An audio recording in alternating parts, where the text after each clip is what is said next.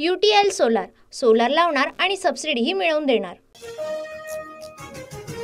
Eknath शिंदेंना saline लावल्याची माहिती, डॉक्टरांकडून आराम करण्याचा सल्ला। विश्रांतीसाठी शिंदे सध्या ठाण्यातील निवासस्थानी।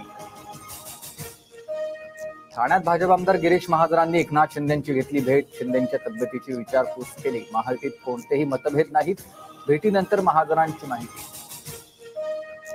सत्ता महायुतीची, मात्र शपथविधीच्या पाहणीसाठी एकच पक्ष, त्यामुळे जनतेत गैरसमज।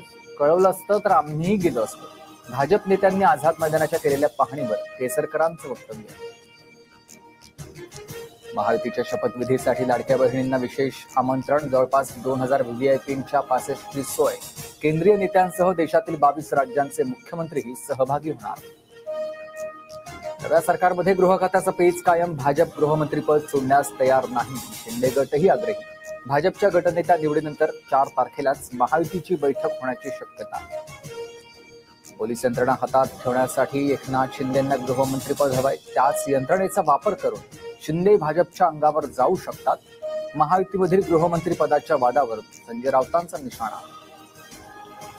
नव्या सरकारमध्ये मंत्रिपदासाठी लॉबिंगला सुरुवात, शरद पवारांचे खासदार सुरेश म्हात्रेंची फडणवीसांसोबत भेट।